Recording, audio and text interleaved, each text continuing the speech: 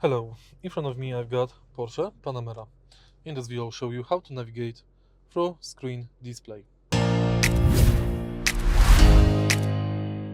On the screen display we can find plenty settings about our car. You can quickly navigate it by pressing buttons right here.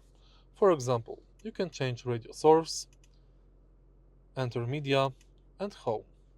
You can go to apps, phone settings and navigation. You can go to car settings, driver assist settings, climate control and drive settings. Also, you can go to options and go back. If you twist this knob, you will change radio volume, and if you press this knob, you can also navigate through screen. If you found this video helpful, please leave like, comment and subscribe.